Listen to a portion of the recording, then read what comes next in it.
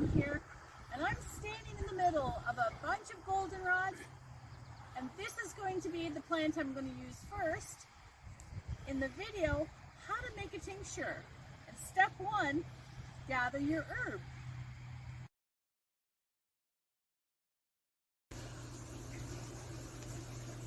Step 2, put the herb into a sterilized jar. That is really important to have that jar sterilized, or jars if you're working on a lot of tinctures at the same time. Anyway, so I had my goldenrod sit for about 24 hours to make sure that it was free of external moisture. We get a lot of rain here lately and a lot of moisture, so I wanted to make sure that the external part of the plant was dry. And I'm ready to shortly move on to step 3. But before I do, I just wanted to show you that I'm also going to be working with Lactuca virosa, or making a tincture of it, that is. This particular species of wild lettuce does not grow in my area, so I had to cheat and purchase some, but that's okay. And the reason why I chose Lactuca virosa versus Lactuca cereola is because this is the species that has been extensively studied in regards to its medicinal values, and this one comes way ahead of Lactuca cereola, which is also known as the prickly wild lettuce. Had to think there for a sec. And coming on deck, I have some lemon balm, a huge jar, and the elderberries are just about ready, and it's that time of year to start making my tincture. That's really beneficial for the immune system, and I'll put a link to that below. But anyways, step 2, done.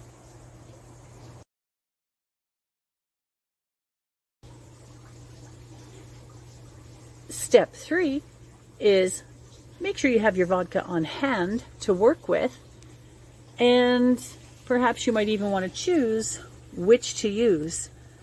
The one on the left I have used, and I'm not really fond of it at all, because bottom line, I take that lid off and it feels like my eyeballs are burning.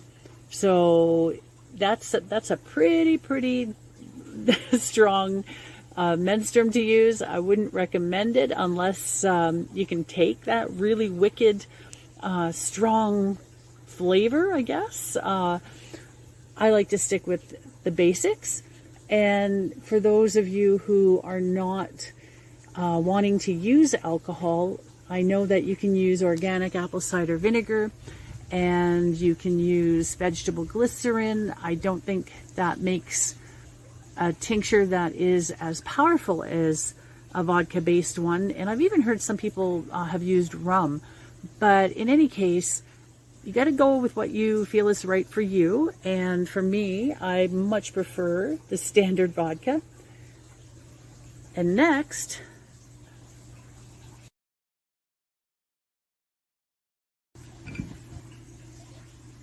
the continuation of step 3 is pour in the vodka. This is something that you want to have a stir stick, or I just use a knife. And the reason why is you want to make sure there's absolutely no air pockets left whatsoever. And actually, to backtrack to step 2, when you're putting your herbs in the jar, make sure you cut them up small, because often what happens, and I think you can see it right there, you can see a stem sticking up, and you don't want that. So I'll have to sterilize my scissors and cut that off, which is no big deal. It can just sit into the mixture. And once again, you got to make sure all the air pockets are out. Now, this is going to take a lot.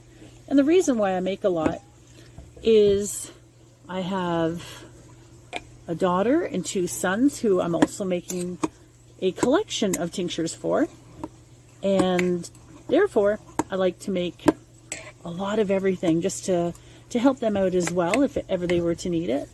And boy, did I put a lot of herb into this jar. Oops, I'm going to need a lot of vodka. I tell you, this summer my vodka bill has been through the roof. Good thing I don't travel very far. My vacation fund is in this right now. Anyway, I'm going to continue doing this for a few moments, making sure that all the air pockets are out. And I'll be back with step 4 in just a minute.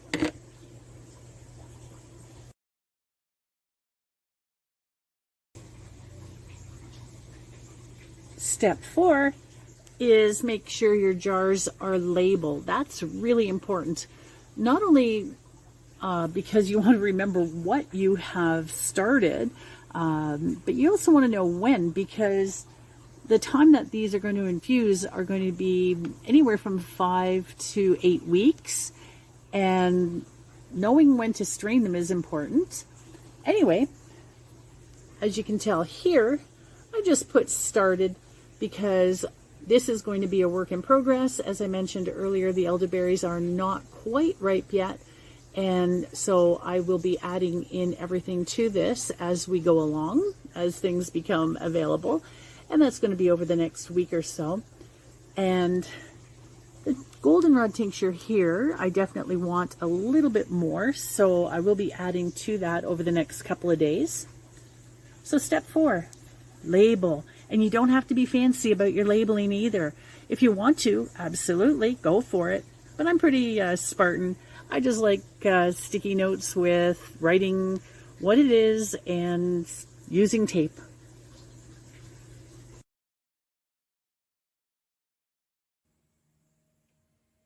Step 5 is make sure you store your tinctures in a dark location. You do not want it to be in direct sunlight.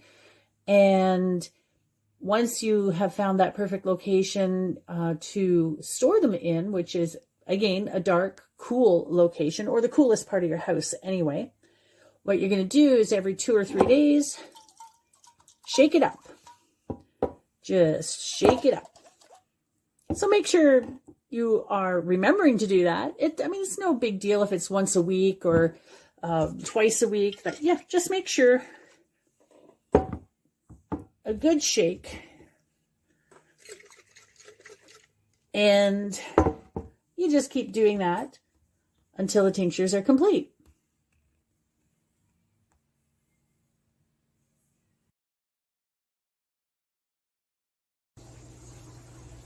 Step 6, time to strain.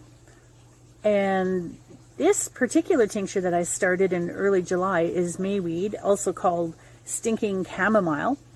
And the reason why I chose this one is that it's a great analgesic, it's an antispasmodic, and it's also known to be an anti-inflammatory. It has a lot of benefits in terms of apparently getting a good night's sleep, stomach issues. Apparently there is also some studies out there saying that it helps to fight cancer. And there's a great website out there, and actually I'll put a link to that below. It's the Vico Ayurveda Laboratories, and they also say that it helps to improve heart health, it helps to relieve menstrual cramps, and it's great for skin ailments and for skin health. Anyway, time to strain. Now you can use cheesecloth, you can use muslin. I just choose to do it this way. I find it much easier to clean up. And what I'm going to have to do is get a paper towel to make sure that I get all the herb out of there. I'm going to let that sit for just a little bit to drip out. And probably in about 5 minutes or so, what I'll do is I'll scour my hands and I'll squeeze out any alcohol that's left in the herb matter. And that would be step 6.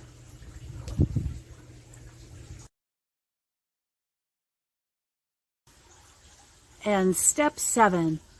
This is where you can feel really good. It's completed. You're going to return the tincture to the jar. You can keep the same label that you used when it was infusing, or you can put something, a nicer one on it, but just make sure that you keep the month and year on your label. And if you want to share it with friends and family, get yourself some amber bottles. They're relatively inexpensive. They come with droppers. And there you are. How to make a tincture in 7 easy steps. I want to thank each and every one of you for watching and being here right to the end of this video. I want to thank you for your support. And if you like this video, please give it a thumbs up. Share in your social media. And if you're brand new to my channel, if you can do me the kindness and consider subscribing. And to all my subscribers, you know what I'm going to say. Thank you from the bottom of my heart. I'm just so grateful you are all here. Thank you.